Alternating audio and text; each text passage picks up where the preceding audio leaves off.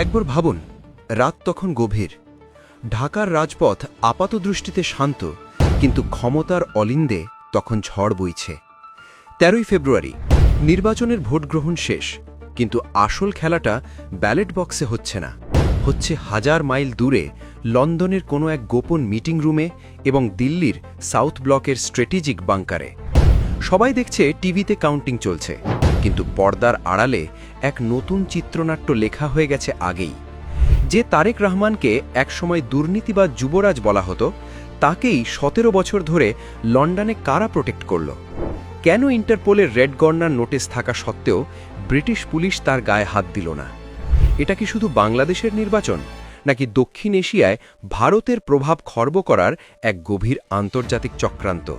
নাকি ভারত জানত এই দিন আসবে, আর তাই প্রধানমন্ত্রী মোদি এবং জয়শঙ্করজি আগে থেকেই এমন এক সেফটি ভালভ তৈরি করে রেখেছিলেন যা আজ রিভিল হতে চলেছে? আজকের ভিডিওতে সেই সিক্রেট ফাইলগুলোই ওপেন করব যা মেইনস্ট্রিম মিডিয়া আপনাকে বলছে না। বন্ধু, জিওপলিটিক্সে আবেগ দিয়ে দেশ চলে না, দেশ চলে স্বার্থ দিয়ে।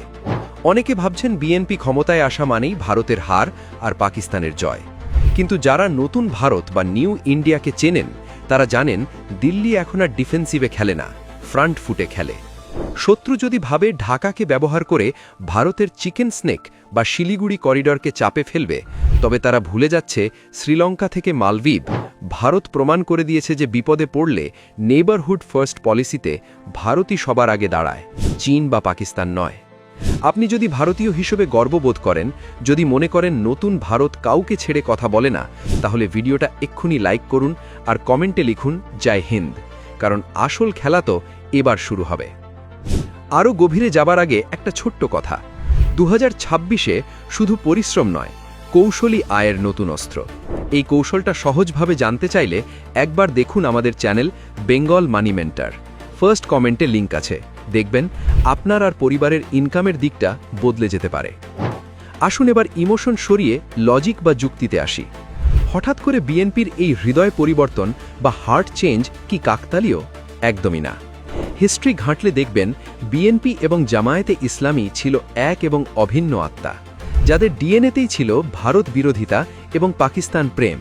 কিন্তু গত ১৭ বছরে গেমটা বদলে গেছে। তারেক রহমান লন্ডনে বসে বুঝতে পেরেছেন 2024-এর পৃথিবীতে উগ্র ইসলামপন্থা বা ভারত বিদ্বেষ নিয়ে ক্ষমতায় আসা গেলেও ক্ষমতায় টিকে থাকা অসম্ভব। পশ্চিমা বিশ্ব, বিশেষ করে আমেরিকা এবং ইউকে, তারেক রহমানকে গত ১.৫ দশকে গ্রুম করেছে।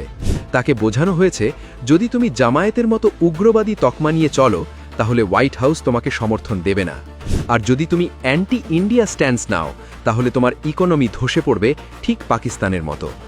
মজার ব্যাপার লক্ষ্য করেছেন, বিএনপি এখন আর আল্লাহর আইন বা ইসলামী রাষ্ট্রের কথা বলছে না, তারা কথা বলছে সোশ্যাল জাস্টিস, $1 ট্রিলিয়ন ইকোনমি এবং বায়োল্যাটারাল এনগেজমেন্টের ভাষায়। এটা কি বিএনপির ভাষা? না, এটা সেই ভাষা যা পশ্চিমা লবিস্টরা তাদের শিখিয়েছে। আওয়ামী লীগ নিজেকে বাঙালি জাতীয়তাবাদের সোল এজেন্ট মনে করত, কিন্তু বিএনপি এখন বলছে ১৯৭১-এ মেজর জিয়াউর রহমানও স্বাধীনতার ঘোষণা দিয়েছিলেন, আমরাও মুক্তিযোদ্ধা।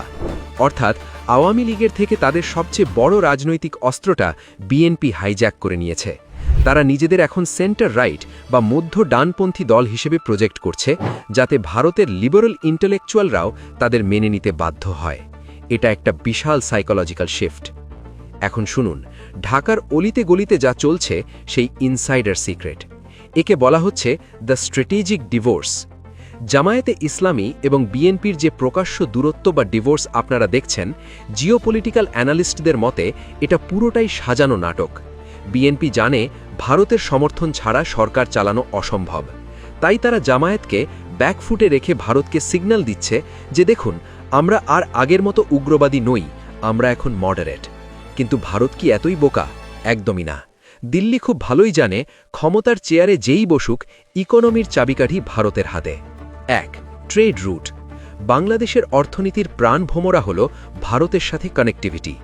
ভারত যদি ট্রানজিট বন্ধ করে দেয় বা পেঁয়াজ চাল রপ্তানিতে হ্রাস টানে, ঢাকা অচল হয়ে যাবে। ২. The China factor. America Sheikh হাসিনাকে পছন্দ করত না, কারণ হাসিনা চীনের খুব কাছাকাছি চলে যাচ্ছিলেন BRI প্রজেক্টে। আমেরিকা বিএনপিকে ব্যাক করছে যাতে চীনের প্রভাব কমে, আর এখানেই ভারতের এবং আমেরিকার স্বার্থ এক বিন্দুতে মিলে গেছে। ভারতও চায় না তার ঘাড়ে নিঃশ্বাস ঢেলুক ড্র্যাগন। ৩. হাসিনা কার্ড। ভারত শেখ হাসিনাকে আশ্রয় দিয়েছে, কিন্তু তাকে ফেরত পাঠায়নি। এটা একটা লেভারেজ বা ট্রাম্প কার্ড। বিএনপিকে ভারত বুঝিয়ে দিয়েছে, বেশি বাড়াবাড়ি করলে আমাদের হাতে কিন্তু এখনও কুইন আছে। বিএনপি তাদের ইশতেহারে ন্যাশনাল রিকনসিলিয়েশন বা জাতীয় সম্প্রীতির কথা বলছে। তারা বলছে আওয়ামী লীগের সমর্থকদের ওপর কোনো বদলা নেওয়া হবে না। কেন? কারণ তারা জানে দেশে যদি গৃহযুদ্ধ শুরু হয় তাহলে ইনভেস্টমেন্ট আসবে না, আর ইনভেস্টমেন্ট না এলে তাদের অবস্থাও শ্রীলঙ্কার মতো হবে। এই প্র্যাগম্যাটিজম বা বাস্তবতাটাই হল ভারতের জয়ের কাজিকাঠি। তাহলে কনক্লুশন বা উপসংহার কি? অনেকে ভাবছেন ভারত তাদের পুরনো বন্ধুকে হারিয়েছে। ভুল ভাবছেন। ভারত আসলে তার অপশন বাড়িয়েছে। নেপালের সাথে যেমন ভারত সরকার টু সরকার ডিল করে, বাংলাদেশের সাথেও তাই হবে। একে বলে ট্রানজ্যাকশনাল প্র্যাগম্যাটিজম, মানে তুমি আমাকে নিরাপত্তা দাও, আমি তোমাকে অর্থনীতি দেব। বিএনপি এখন বুঝতে পারছে পাকিস্তানের আইএসআই তাদের আবেগের খোরাক দিতে পারে, কিন্তু পেটের ভাত দিতে একমাত্র ভারতই পারবে। তাই তারেক রহমান যতই লন্ডনে বসে প্ল্যান করুন, তাকে শেষমেশ সাউথ ব্লকের সাথে হাত মিলিয়েই চলতে হবে। শত্রুরা হয়তো ভেবেছিল সরকার পাল্টালেই ভারতের প্রভাব শেষ হয়ে যাবে, কিন্তু তারা ভুলে গেছে জিওপলিটিক্সের দাবার বোর্ডে রাজা যেই হোক, বোর্ডটা কিন্তু ভারতেরই হবে। ভারত এখন আর শুধু প্রতিবেশী নয়, ভারত হলো সেই অক্সিজেন যা ছাড়া দক্ষিণ এশিয়ায় কোনো সরকারি শ্বাস নিতে পারে না। চোখ রাখুন, কারণ আগামী দিনে আমরা দেখব বিএনপি কি সত্যিই বদলে গেছে, নাকি এটা শুধু মুখোশ, আর জামায়াত কি সত্যিই চুপ থাকবে, নাকি তলে তলে অন্য ছক কষছে। পিকচার তো আভি বাকি হ্যাঁ মেরে দোস্ত। ভিডিওটা ভালো লাগলে শেয়ার করুন আর সাবস্ক্রাইব করে বেল আইকন টিপুন। দেখা হচ্ছে পরের ভিডিওতে। ততক্ষণ সতর্ক থাকুন, দেশপ্রেমিক থাকুন। জয় হিন্দ।